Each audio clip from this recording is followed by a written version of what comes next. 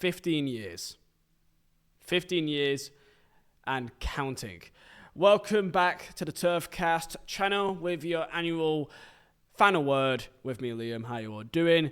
It's been a couple of days since the victory in the East Lancashire derby, or what my friends call the El Lang Classico. I don't know if people really call it that anymore, but some still do. Blackburn Rovers 0, Burnley 1. 5 wins in a row at Deadwood. Absolutely brilliant. Of course, I was there, hence why the delay for this. I came back a day or so ago. And I had to do a final word for this day, for this game. No matter what kind of form you go up to it kind of doesn't matter for the day. It all depends about who wants it more and who has that final bit of quality. And as what Blackburn fans would cry about for endless amounts of weeks, months and years about how much money we've spent compared to them. Well, be a Premier League club for about 8-7 years and that's kind of what happens. Instead of being mediocre, bottling playoffs and being League One, maybe you actually have some more money. But hey, it didn't matter when they had more money when they won the title back in 1995, which of course that's the only thing they'll ever say. Granted, I wasn't born then, and I'm 26, married, divorced with 2 kids. That's how long ago it was. Of course, they can use that on us if they so wish. For me personally, I have no emotional bonding or sadness to that. I wasn't even alive. And even back in 2002 for the Cup, again, I was 4. So they did have some success, good success. Can't take that away from them. They won the Premier League. Fair play to them. But what would you rather have? Would you rather have, living now, the dominance and the pride of Lancashire? I mean, granted, I think when I looked at the stats, I think since we first beat them back in 2014, the Danny Ings winner, I think in terms of I think it's 8 games now we've played against them now, 8-9 games. I believe it's now 13-2. Before that, just out of nowhere screamer by Andy Vyman, they didn't score a goal against us for 10 years. In that time, we've played against each other at least 6-7 times. So granted, even though they went, 35 years since we last beat them, I think we've by now played against each other the same amount of times. So even though they went longer years, we didn't play against each other. And they may say, oh, well, you were in Division 3 or 4, whatever, almost getting sent down to non-league. Yeah, true. And then we came back and now at least we're having our moments to shine. So would you ever have success and some history 20, 30 years ago, or would you rather have it now? I know which one I'd rather have. And the cream rises to the top yet again. So let's talk about the game here. In terms of the actual performance, of course, I was there. I was in the away end. I was right behind the goal. The actual game itself, if you was a neutral, you'd probably be bored as hell.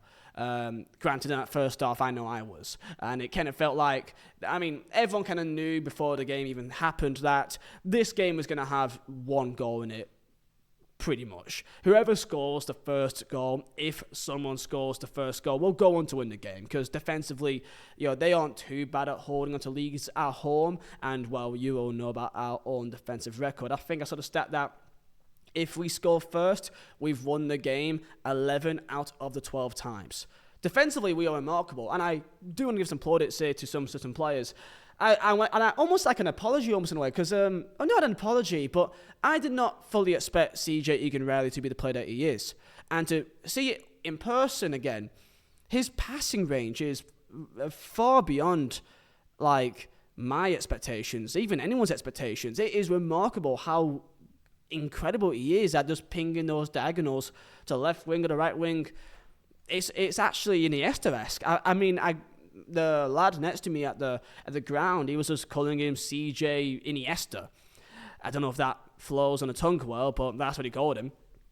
And I can't even deny the fact that he just consistently just put it on a plate with a perfect weight to our wingers almost every single time. So, and also the thing is with CJ that I have these concerns that if we do go up to the Premier League, that would he be able to fare with the different physicality of the league? And he kind of reminds me a bit of a Ben Mee, where when you look at him, he doesn't look too physical. He's not the tallest player. Neither was Ben Mee. Ben Mee was like, I think 6'4" or 5'11". I would say he's tall-ish, but he's not tall for centre-back in Premier League. But he reads the game fantastically. He's brave. He knows where to be. He's intelligent. And I kind of feel that with CJ Egan-Riley, that he can read the game really well. I mean, I think twice that game that he made these interceptions when they were on the break that just knew where to be, and he got his body in the way to block the through ball. And he does that consistently, and I think him and Esteve they do partner each other very well. Esteve, of course, is a bit more of a taller player. However, I think we've really cracked something there that we never expected. Keep in mind how many centre-backs we have in the club. We've got Esteve, Sage Egan-Riley, we've got Egan, we've got Worrell, we've got Bayer still about, we've got Ekdal, we've got Delcroix, I think Al-Dakil still on loan as well. So, and there's probably one other or two I'm not even thinking about right now. They've got so many centre-halves, and the one which we actually are now thinking, Christ, he may be our best defender, is the one that we've not seen play for 2 years. It's remarkable how football works sometimes, but I just want to give CJ his plaudits here. But the game itself, for the neutral, will be probably boring as hell for the entire game, let's be honest here. There was really no chances. Burnley really only had 2 chances the entire game, but it doesn't really matter if you score one of them and the other team you keep out. It doesn't matter how you win, as long as you win, that's all that matters, right? And in terms of, that's kind of Scott Parker way. The Scott Parker way is we may not completely dominate and entertain the game with free-flowing passing football, but we'll keep the ball out of our net, and all we need is one chance to go in, and then we usually win from there, which may not be entertaining, and that does lead to the kind of questions of, okay, if we do go up, is he the man to take us forward? Well, there's a part of me that thinks if we do go up, that maybe having this style of football, which we are more structured at the back, and that we can actually maybe stay in games more. In the Premier League, maybe if we do have Parker, and maybe improve 1 or 2 areas as well in midfield or so on and so forth, that maybe if we can stay in games more, and that we can actually maybe have more of a chance of, snatching a 1-0 win and not be completely left open almost every game on a counter, almost every single time in the Premier League. Keep in mind last year in Premier League, all you had to do to beat Burnley was wait. That's all you had to do. You just had to wait for us to inevitably make a mistake. If it was Charlie Taylor or Bayer or whoever else, just out from the back, Roberts, that we just we couldn't play the style that we wanted to play, which was way too much to expect, and they just get overrun. And in the Premier League, you are punished every single time. It is clinical, it is cutthroat, it is another step above.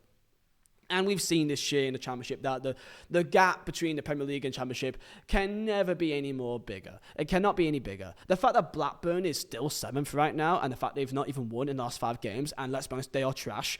And I'm looking at Sunderland. They've got some young players. They kind of, in some way, maybe remind me of Burnley of the company era, but without those experienced players to kind of get you over the line, like the Barnes, like the Brownhill, like the Cullen. They've got some players in there to get you over the line with some experience, that kind of actual Championship top-level quality. They've not got that, so I feel like, they probably won't be consistent across the entire year, and they may just be a playoff team. But I don't think they're that good. Sheffield United is not as good as a Sheffield United last time round. I don't think on paper we're the best. We're better than the Burnley last time round. And Leeds, they're worse than the Leeds last season. They had, of course, Somerville in that team as well. Okay, they had Jorginho Rutter in there. They're not as good as last season. And look at where they are now. They're still top of the league, and I don't even think they're even that good. So I just ask the question of, okay, next year, what's the plan? Well, let's get up there in the first place and see what happens. But really, I do think that if we do have a Scott Parker, maybe we can stay in games more with our defensive record.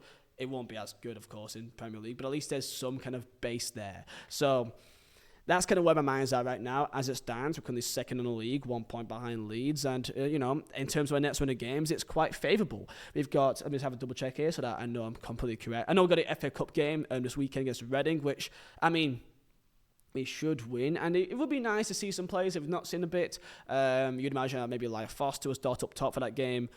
Ashley Barnes may come on from the bench, you'd imagine. Maybe see some players that hasn't played all too much, and maybe just see kind of what they can offer.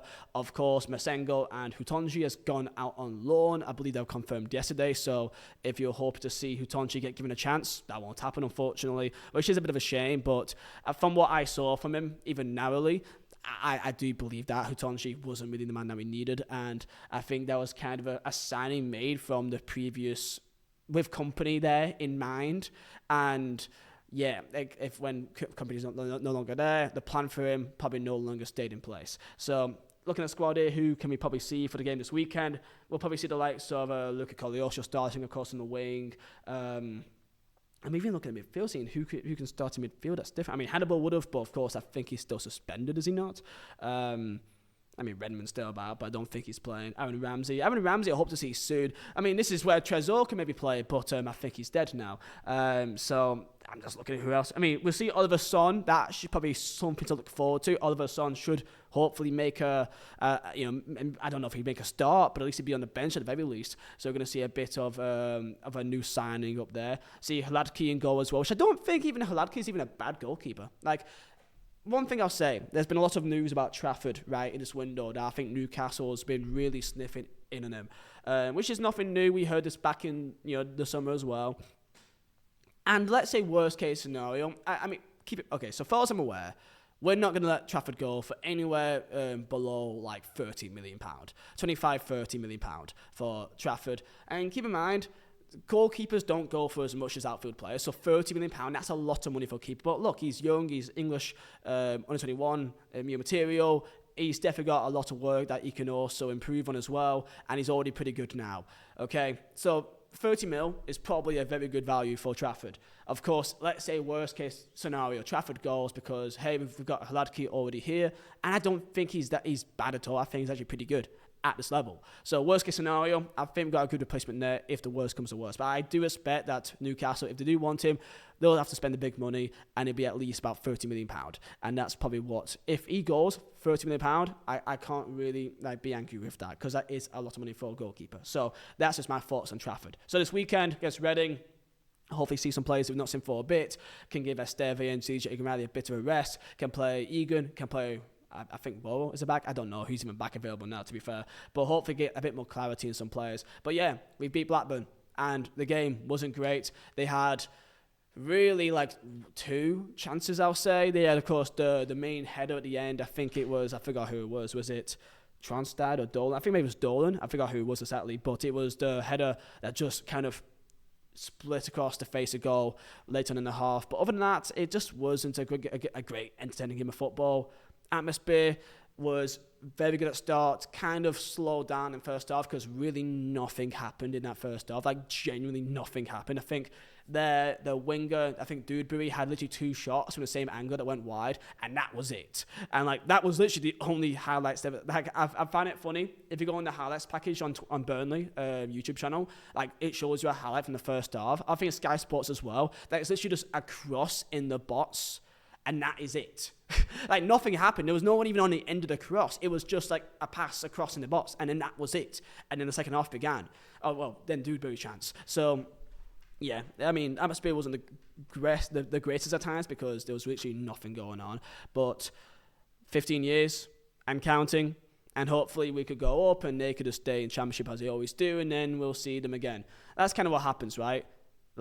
We go up, we come down probably eventually, we'll beat them again, and then we go back up again. That's what's happened 3 times in a row now, right? I mean, Burnley is pretty much I don't know what the record is, because we won the title last time we went up, the other time we went up in 15-16, and then of course 13-14 was second place. So we could, I'm not going to say that we are, but let's say, what's the record of how many times a team has won consecutive titles in the Championship? I know City, Premier League is 4 times, right? So I wonder for the Championship, how many times is it? We must not be far off. If we somehow win the league this year, that's 3 in a row we've won it each time we've been in the league.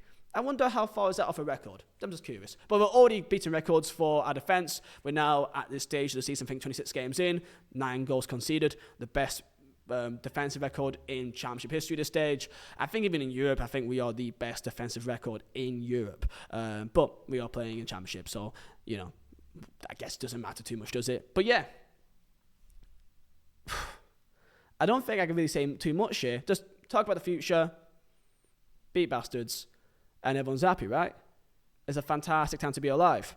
Now, in terms of the next couple of games, we've got for the Championship, maybe I have to just double check here so I know precisely. I know that there's Plymouth soon. So Sunderland are home, and then Plymouth away, and then Leeds are home, Pompey, Oxford, Hull. So basically, after Leeds, that's a very favourable run of games. Pompey away, Oxford at home, Hull at home, Preston away, Sheffield Wednesday at home, Cardiff away, Luton at home, and then there's West Brom at home. So that's like a span of 6-7 games there, which you would say, you fancy us, right?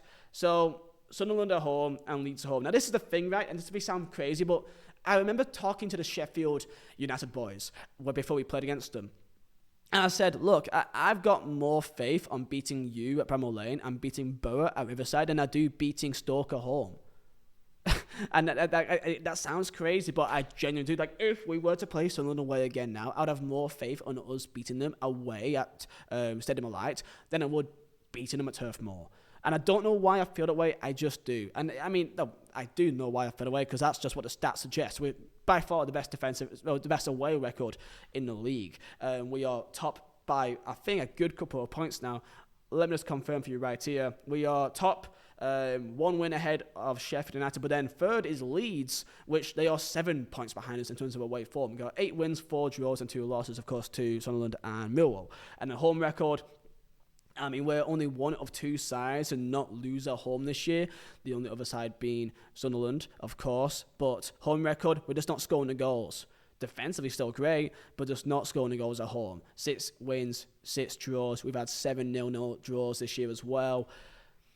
But at least against Sunderland, you'd imagine that they would be at least ready to come for us. In terms of Sunderland's away record, it's a bit shaky at best. They've only won 1 away from home in the last 5 games, and they pretty much score as many as they concede. So away form, they've got almost half our points. So if they plan to, I don't think they'll plan to sit deep and try to suck up pressure like what a Stoke would do or like what a QPR would do, because I think they back themselves more. Do have some pace on the wings. They'll try to counter us, but I don't think that it'll be the same kind of game as Stoke. And same can be said for Leeds. Leeds, that's the game.